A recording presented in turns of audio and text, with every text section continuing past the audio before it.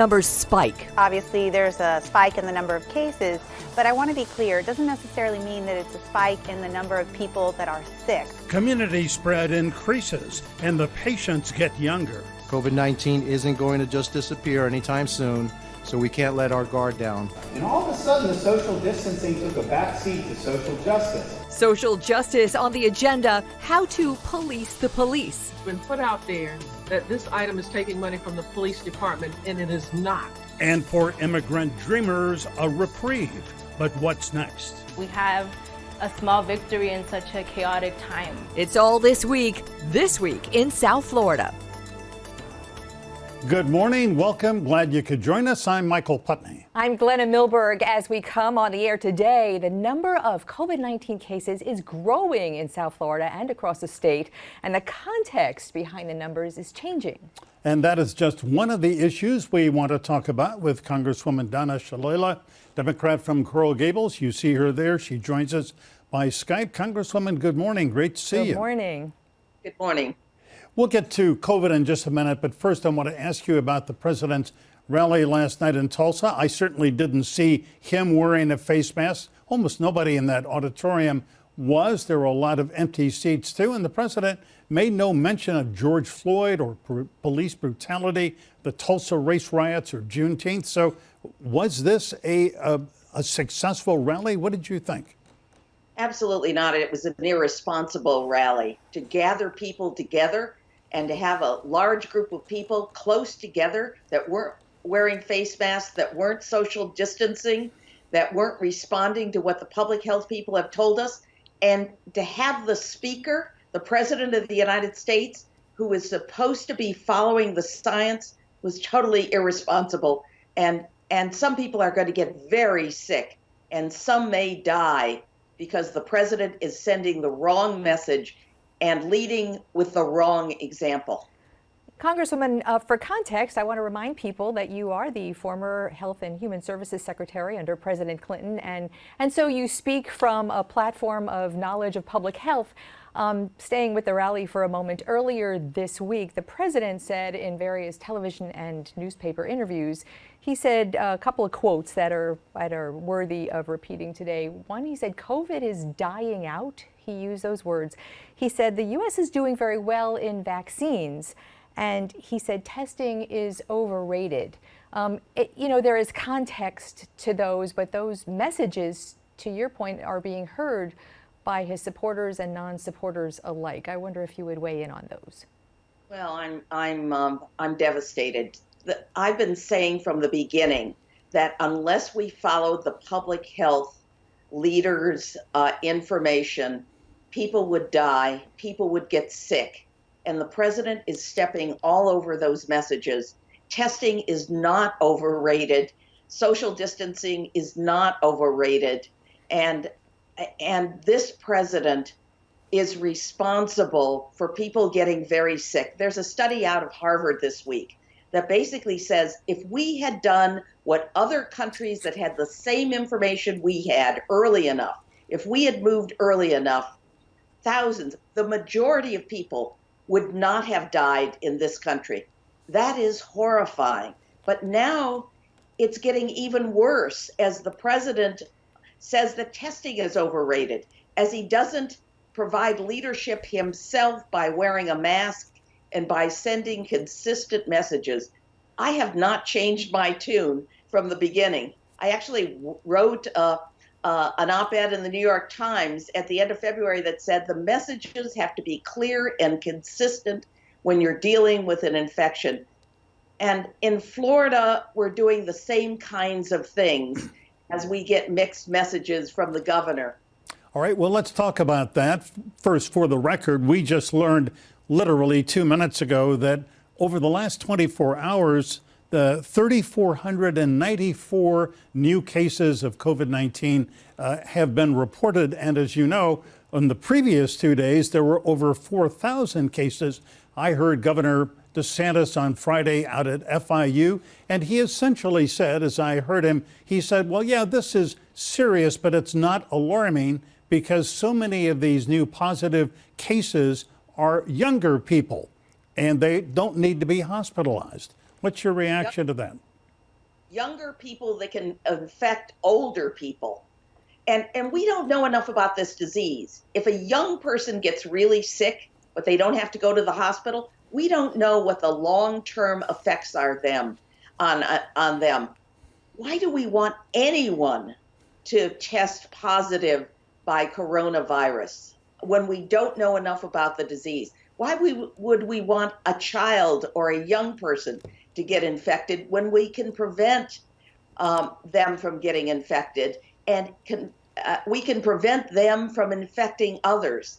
I don't get it. And this is serious and it's dangerous. And our leaders have to follow the public health, have to listen to the scientists, and they must be consistent in their messages to us. So the governor made it really clear that he is continuing with the opening of the state, including South Florida, though we're a bit behind.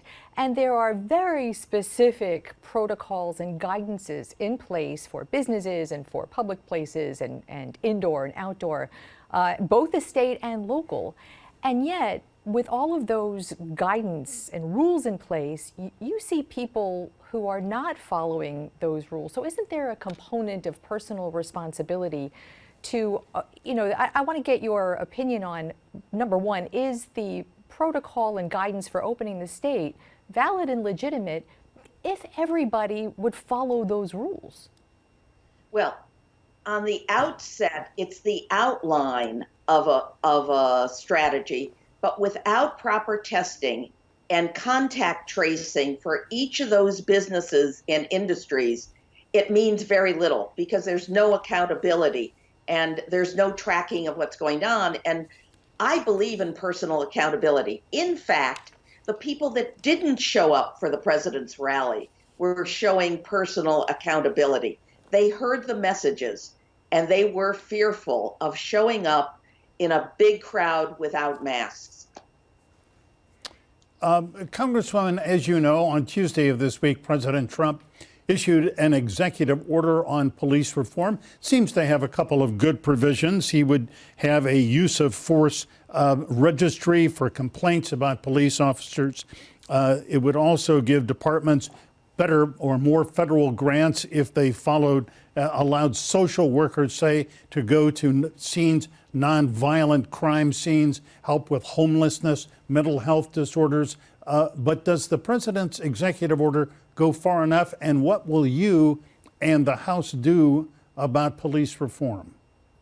It's a small step in the right direction, but the George Floyd Justice in Policing Act, which we will pass next week in the House of Representatives, goes much further. It bans chokeholds. It stops no-knock warrants. It ends qualified immunity. It combats racial profiling. It mandates data collection, including body cameras and dashboard cameras, and it establishes new standards with real incentives for policing. So it's much more comprehensive. Yeah, but excuse me, Congresswoman, will you be able to reconcile the House version with the bill that Senator Tim Scott is going to be introducing this coming week? The answer is the Senate and the House will sit down, but that bill has lots of studies in it and some economic incentives, but it's not as strong as what we're passing in the House. So my hope is that our House conferees, the people that will negotiate with Senator Scott and his colleagues, will be very tough so that the standards that we end up with have real teeth in them and real incentives that will change behavior in the long run. Yeah, at the moment there is a big gulf to bridge. We'll be watching that. Congresswoman Donna Shalala, always great to have you with us. Thanks so much. Thank you. All right, up next, the context behind the COVID-19 numbers and more with Lieutenant Governor Jeanette Nunez.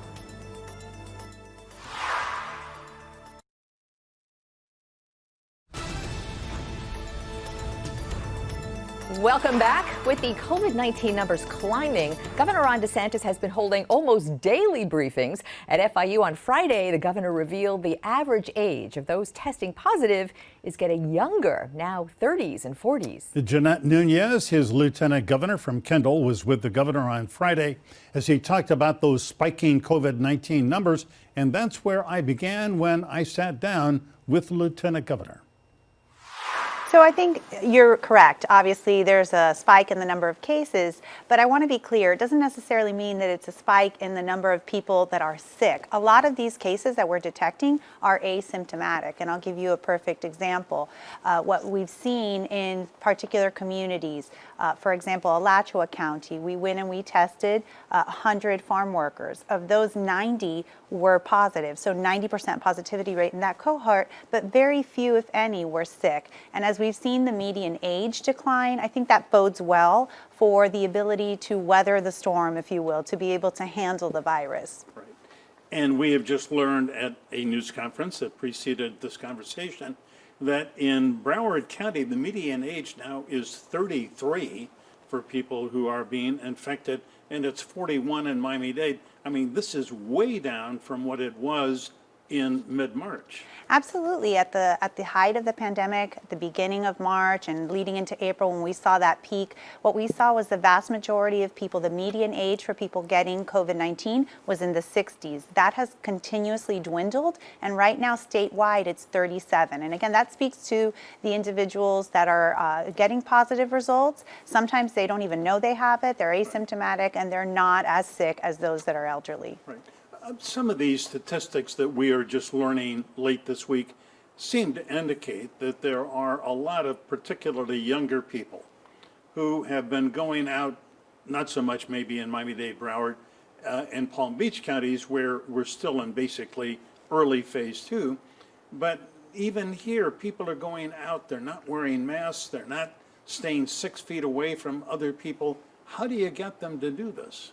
I think that was an important point that Mayor Jimenez made at the press conference in terms of, we've been starting March 19th, I believe, Miami-Dade was in a shelter-at-home order. And so we're still not, like the rest of the state, in full phase 2 with regards to openings. And I think it's important to really hone in on that message. And that's something the Department of Health is going to be working very closely with our local municipalities to make sure people understand that you need to take precautions. This virus is still amongst us. There's no vaccine. There's no cure right now. And so while people my age and younger may fare better from a COVID-19 diagnosis, that doesn't necessarily mean you might not spread it to a parent or a grandparent. And that's the key, to really make sure people heed the warnings. Would you go so far, would the governor go so far as to have police agencies issue tickets to people who refuse to say wear a mask or not stay 6 feet apart? I don't believe the governor would go that far as to criminalize people that are walking around without a mask. I do believe that he feels the vast majority of Floridians want to do the right thing. I think you heard the mayor said they're going to beef up their enforcement, and that's both from the standpoint of businesses, making sure they're complying with the regulations that they are supposed to be complying with, but also individuals. We all have a responsibility and we all have a role to play in combating COVID-19. Yeah. Over the last couple of weeks, of course, I have talked to some people whose argument is, hey, I'm an American. You can't force me to wear a mask. You can't do this. I'm constitutionally, protected. What do you say to that person? Well, certainly from a constitutional perspective, it is difficult to argue that they must wear a mask. I know a lot of people were very upset when they saw a lot of those protests where people weren't socially distancing or wearing a mask. And so what's good for one group is good for the other. But what I would say to those individuals, that while it may be your constitutional right, we have a responsibility to each other, and we have a really important role to play in making sure we prevent this spread from growing. And we want to make sure we protect those most vulnerable, and that includes our elderly and those with underlying conditions. There is a social contract. Not everybody has signed it, but there is a social contract. Lieutenant Governor, clearly this pandemic has created a huge financial crisis for the state of Florida. I guess in the first month, tax revenues were down by what, $900 million or something. So what is the governor going to do to cut out of the budget that was passed to make the state solvent, which it by law must be solvent. I think what you heard the governor say a couple of days ago is that he's going to take a long, hard look at the budget that was presented to him by the legislature. It was clearly under different circumstances and different conditions, and we've now seen the negative impact on Florida. He's going to make sure that he goes in and analyzes each and every spending item, and I suspect that his veto pen will get a lot more use this year than it did last year. Yeah. Florida Tax Watch, a kind of a pro bono, a watchdog group, says that what you should do is to stop the pay raises for state employees and teachers that is in the current budget. What do you think about that idea? I don't know if the governor is contemplating vetoing those pay raises. It'll certainly be on the table and up for discussion, but I think both of those are important. Those are something that the legislature put as priorities. He'll take a look at it, but I don't know. I think he was pretty adamant about the teacher raises, so we'll have to take a look at both of those aspects. Yeah. I just looked at the new state unemployment figures, which were released just before we sat down, and the statewide figure is 14.5%. In Monroe County, nearly 18% of people are unemployed. In Miami-Dade, it's 11.3%. In Broward, it's 16%. I mean, there just are a lot of people who are suffering and out of a job right now. How is the state going to help them? Absolutely, and that's been something that I've said all along. We've had to deal with two crises. So one, the pandemic from a public health perspective, and then the other, the economic crisis that Florida has seen. As we know, tourism is our #1 industry. Record number of tourists last year, 127 million. This year, you referenced some of those local numbers, and clearly Monroe County had a checkpoint. They weren't allowing non-locals entering into their economy, so that's why I think their numbers are a little bit higher. It is difficult, but I will say there are glimmers of hope. The numbers that were announced today showed a slight uptick in jobs from April to May. What we're seeing is 33% increase in small business revenue, 40% increase in job postings. So small slivers of hope, and we're confident that once we're able to get back up and running, things will improve. Yeah. Lieutenant Governor Nunez, there was a huge court ruling this week, a couple of them from the Supreme Court, but the one on DACA that's going to, at least temporarily, allow dreamers, and we know a lot of dreamers, I'm sure you know, I know some, it's going to allow them to stay, and if Congress acts, then eventually maybe have a path to citizenship, permanent residency. You know, this must please you, this decision. Well, certainly I think as we've seen this drag on for years, I think that to be able to find some permanency or some solution for these individuals from the Supreme Court, and obviously Congress has not really been able to act over the course of the past decade, really. I think it's important that we move forward and find a way to move forward. Yeah. Finally, late August, as you know, the Republican National Convention is going to be held in Jacksonville. And the president, August 27th, is in person going to accept the party's nomination. Are you going to be there to see that? Yes, I plan to be there. I think it's great that Jacksonville will be able to showcase a great convention. I think the decision to move to Jacksonville was one that Floridians are excited about, and I think that the governor is excited about it as well. Yeah, but do you have any misgivings about putting a huge crowd, 15,000, 16,000 people in an indoor arena while we are still before there is a vaccine for COVID-19? I know they're working on a lot of plans and protocols to make sure that everyone that attends is safe. They're going to do a great job at keeping those individuals safe. And so I think that you'll see a lot of that unveiled over the course of the next couple of weeks. And again, we won't have a vaccine. Some people say it's forthcoming. Some people say it won't be but for a year. And I think that there's a lot of discussions around not just the vaccine, but the protocols, the antivirals. And so I think that, again, we're just going to do the right thing, make sure people are safe, and make sure that it is a great time for all. Lieutenant Governor, great to speak with you. Thanks very much. Always good to see you, Michael. Right, this week's spike in COVID-19 cases brought some mixed messages from elected leaders. The governor says those higher numbers can be easily explained and they really are not cause for great alarm. Healthcare workers may see it differently, and they look at exposure and risk for those most vulnerable. FIU professor of infectious diseases Eileen Marty is with us again via Skype. Good morning, doctor. Dr. Marty, good morning. You know, I just want to let everyone hear something that you said that I thought this week was probably the best description of COVID-19 ever. Genetic material looking for a host. Period, the end.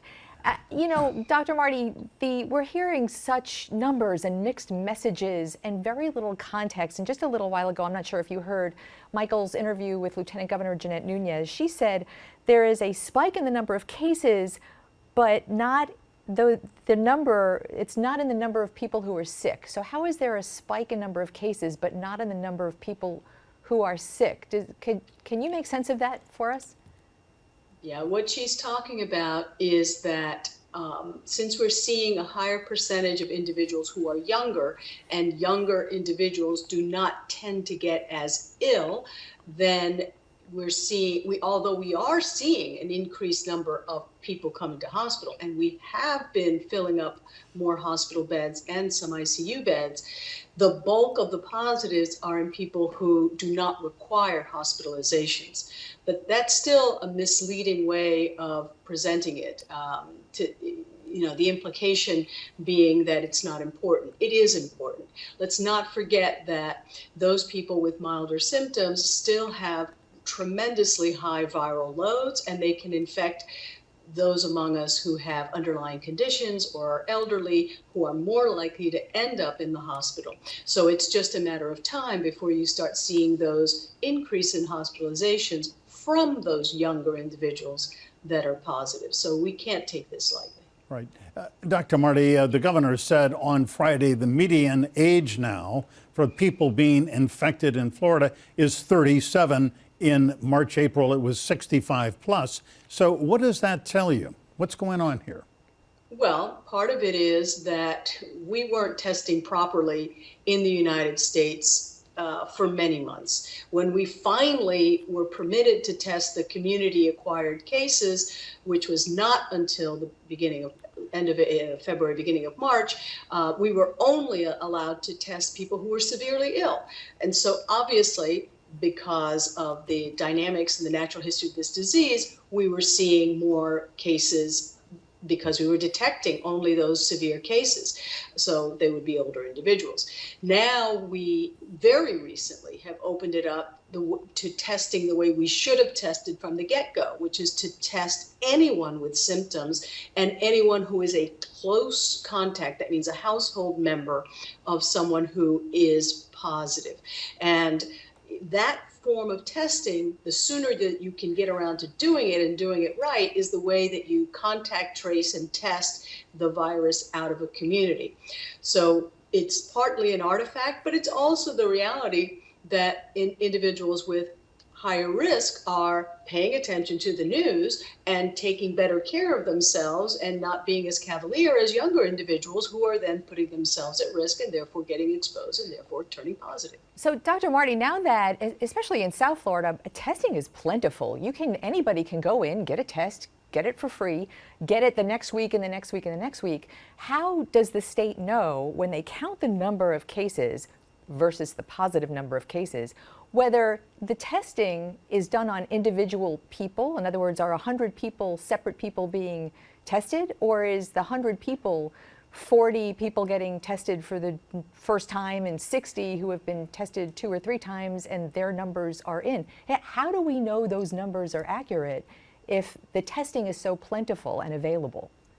Well, we still have to do chain of custody for any kind of testing. We still identify who the individual is. Obviously, when we present the numbers for public health purposes, we de-identify to protect individuals' privacy. But that doesn't mean that we who are doing the testing are not aware of who's who in the zoo. Yeah. Dr. Marty, we know that you have been a primary consultant to Miami-Dade Mayor Carlos Jimenez on COVID-19, part of his decisions driven by your recommendations. What is your recommendation when it comes to both businesses and individuals who simply flout the regulations? We know the mayor rather the other day said police are going to issue tickets, as it were, to businesses, and then they close these 3 restaurants. What about an individual who is someplace close with others, who is not wearing a mask, not social distancing? Should that person, in a sense, be given a ticket for that? Well, let's start with they're playing Russian roulette, right? That's, it's a numbers game. The more people you come in contact with, the higher are the odds that one of those individuals is going to be positive and shedding enough virus, whether they're symptomatic, pre-symptomatic, or asymptomatic, because all of those individuals may have enough of a viral load to cause disease in others. So they're playing Russian roulette. That's number one. Number two is it's just not smart right now to flaunt these public health measures, because in the end, they're being penny wise and pound stupid, really pound stupid, because what we need to do is get the virus completely out of our communities. Other countries have managed to do that. You take a look at Iceland and New Zealand. They did the appropriate public health measures. Their citizens adhered to what was needed. They tested and contact traced it out of their countries. We can do it too if we have the will. And then things can be much better. You know, anybody who is a friend of TWISF, who is with us every week, knows that you have been with us since the beginning of this. And back at the beginning, I remember that there were metrics to decide when to reopen the economy. One of those metrics were, if I remember correctly, 2 solid weeks consecutively of the numbers going down, and then a positive rate under a certain amount, the number I don't remember, frankly, but right now we're not that. And the number that I saw yesterday, the positive rate is 12%. So with the numbers going up and that 2-week consecutive period non-existent, is it your advice that we should scale back the opening or deal with the opening in another way? Well, the bottom line is that we are heading towards dangerous numbers. Those percent positives are well above the recommended rate, which was below 10 and ideally below 5% positives in our testing, because when you have it below 5, then you're definitely headed towards a decline. And we had a day last week that we were at 14%. So this is definitely not good. And I sure as heck don't want to see a lockdown. But we have to be conscientious. Each and every one of us has to participate so that our economy does not have to lock down. And that's it's really common sense. It's as reasonable, seriously, to use a mask when you're in public spaces with people who are not members of your household as it is to stop at a stop sign. We are all about common sense. Dr. Eileen Marty, thanks so much. Thanks, Dr. Marty. Pleasure. Take care. Up next, the Miami-Dade County Community Relations Board is getting new attention amid the weeks of protest out there. Chair John Quick is going to join us next. The Black community has come into sharp focus during weeks of street protest, and the relationship, frankly, has been strained by protesters taunting officers, throwing things at them, and then the police responding at times with batons and rubber bullets. And that is where Miami-Dade County's Community Relations Board comes in. John Quick is the chair of that CRB. It's a decades-old board, but getting brand new attention now when he joins us right there live via Skype from Palmetto Bay. John, great to have you with us on the program this morning. Thank you for having me. So this week, the CRB met and decided to formally support the county's a proposal in the county right now for a civilian oversight for police, reviving that kind of panel. But what was interesting was there was a bit of debate among the members in getting there. I wonder if you would tell us about that. Yeah, now, I mean, if I can one thing is the CRB has for 30 years been a supporter of oversight in the county, predating me. But yeah, that's the beauty of our board. We're made up of people from diverse backgrounds from all 13 districts within the county. And, there is a healthy debate amongst those within the county. You can see it on the county commission as to, what this police oversight board should look like, assuming the county commission does pass it. And I think you saw that borne out in the CRB discussion today this week at our board meeting. What I heard mostly, and there is a board member, a police major, Irvin Ford, what I think I heard was there was a really mindful effort to telegraph to the police department that this is not against police. There won't be an effort to defund Miami-Dade County's police. There won't be an effort to backhand any sort of police involvement. Is that accurate? That's 100% accurate. I mean, I think, first of all, with regard to defunding the police, there is nothing in the proposal as is before the county commission, and I've read the proposal many times, none of it talks about taking any money away from the police department. It just talks about making sure that the oversight board is funded. But in terms of for officers, the oversight board, according to Florida law, will not have any disciplinary authority. I mean, they will have authority to conduct investigations and review policy of the department and work hand in hand with the department to improve policy. But I think part of the great thing about oversight is in terms of like community relations, which is what, as the chair, it is a great tool for community relations when it talks about issues that our residents may have with the police department. Yeah, John, I just want to acknowledge that over the many years that I've been a reporter here, Glenna has too, the CRB in Miami-Dade County has had some really outstanding people who have done the work. Don Bierman, distinguished lawyer, was the chair for many years. Rabbi Solomon Schiff did a lot of work, the Reverend Willie Sims. So in these past weeks, while hundreds, thousands of people have been in the streets, have your board members been out there trying to keep the peace?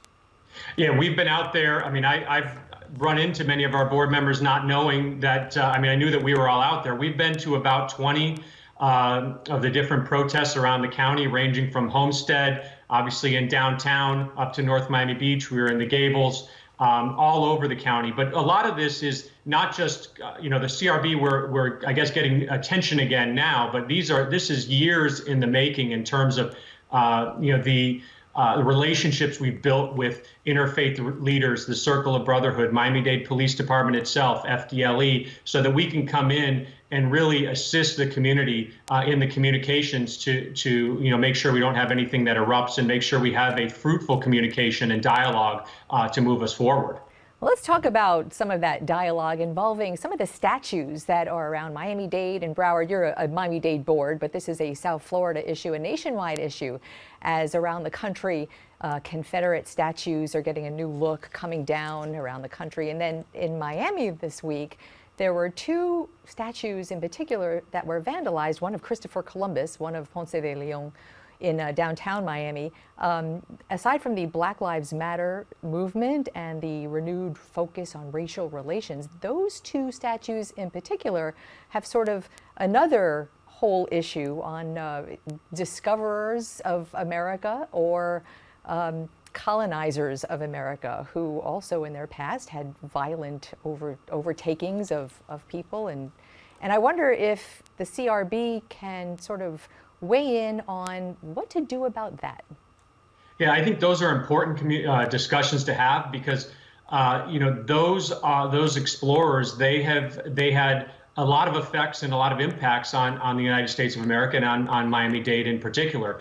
And it's good to have the discussions about both the positive and the negative when it comes to those.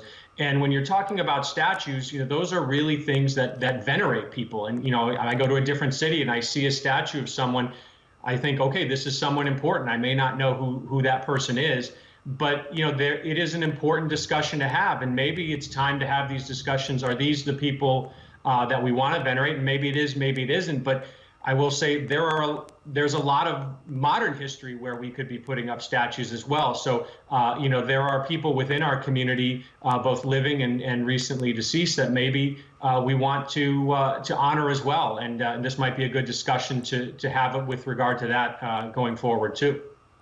John Quick, Chairman of the Miami-Dade Community Relations Board. John, thanks for your time this morning and good luck with the CRB. Thank you very much, and thank you for having me, and enjoy the rest of your day, and happy Father's Day to everyone out there. Thanks, same to you. Thank you. And up next, the Supreme Court gives a reprieve for dreamers. Meet one of them. Monica Lazaro joins us next.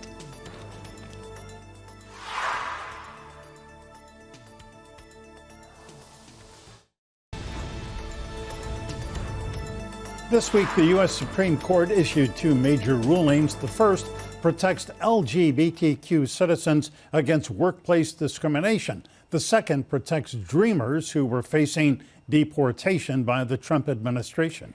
The court ruled that the Deferred Action Childhood Arrivals Program, we know it as DACA, can remain in place for now because the president ended it in an unlawful way. Monica Lazaro is a dreamer from Miami. She was 9 when her parents brought her from Honduras. She's an FIU alumna and now a graduate student in public health at Harvard. Monica, great to have you with us on the program today. Monica, how are you? Hi, thank you for having me on your program. I'm doing fine, and yourself? Oh, well, we are very well. Delighted to see you again. You were here a couple of years ago, and we're glad to have you back. Now, you and 800,000 other similarly situated young people have been waiting for the Supreme Court decision, probably not expecting a favorable one. And here on Thursday, it said the Trump administration had ended DACA illegally, gave them the right to try it again. But what was your reaction when you heard the news? Yeah, so after many days of uncertainty and anxiety, this was certainly an unexpected but welcome news, mostly because it buys time for me. It buys time for all DACA recipients so Congress can create a permanent solution. And when the program was first rescinded, there were many young individuals that were about to qualify or about to meet the requirements to qualify for DACA, and they were left out. So this is now a great opportunity for more of my fellow dreamers to qualify for DACA and be able to, attain a higher education, work, and I very much relate to that because I was in their position back in 2011. To your point, Monica, the Supreme Court, as much of a celebration as we saw on Thursday among dreamers, the Supreme Court, it was about how the president did it, that they took back but left open refiling possibility, which last night, I'm not sure if you watched the president in Tulsa, he actually said, we will be refiling. And then he also said, everything is going to work out for everyone. And before I launch this question, just remember back in 2017, I mean, the president had made getting rid of DACA one of his campaign platforms, but then said, we love our dreamers. I'm sold. We're going to take care of our dreamers. Well, what are you hearing from these messages from the president? Yeah, so as you just said, the administration has made it clear that they're going to pursue the termination of DACA. And as you said, it's important to acknowledge that this was based on legal proceedings. And had the administration terminated it properly or constitutionally, I would have been, the decision would have been the opposite. Today, I would find myself anxious, a wreck, trying to think about my future in this country and the possibility of even going back home, which is almost unimaginable, going back to Honduras. Well, this is your home in the United States, and you've done some remarkable things. Graduated from where you came. You lived in Little Havana with your parents. Your mother got very ill, died at the age of 40. You somehow managed to graduate from FIU. Now you're a grad student at Harvard. So kudos to you, Monica. I really admire everything that you have achieved. But the fact is that the great majority of dreamers are people who are productive members of society. They work, they pay taxes, they do everything according to the law. I mean, these are people we need here. Yeah, and even to add to that, the Center for American Progress released some numbers, and there's over 200,000 frontline and essential COVID workers right now that have been just so important to us throughout the COVID pandemic. And out of those 200,000, there's 27,000 that are healthcare workers. So I'm talking about doctors, nurses, physician, medical assistant, dentist, and many more. And they are important to primary care now more than ever. Monica, the polls show nationally that the sentiment is with this particular group of undocumented immigrants, or formerly undocumented. Americans want to see dreamers have some sort of permanent solution, by and large. Many people that we talk to, because it's just a 2 year by 2 year by 2 year and so uncertain, many people that we talked to on Thursday didn't really want to be on television, didn't want to be in the spotlight, kind of wanted to lay low and fly under the radar. You've been very public for years. I wonder if you would just weigh in quickly on what that means to you. Yeah, I mean, a lot of it is just, I made the decision back in 2012, I want to say, that, you know, I was done hiding. I was done living under the shadows because my parents brought me to this country. I was only 9. I didn't make that decision for myself. And so I had to acknowledge that because I didn't do nothing wrong. I had to try my best to prove my humanity to this country so that it could accept me. And you have done it so well, and we thank you so much for spending these few minutes with us today. And we salute you, Monica. Good luck. Thank you. We'll be right back. Stay tuned. Thank you so much for being with us this hour. Remember, we're online 24/7 on local10.com. And remember, as always, stay informed, get involved. We'll see you next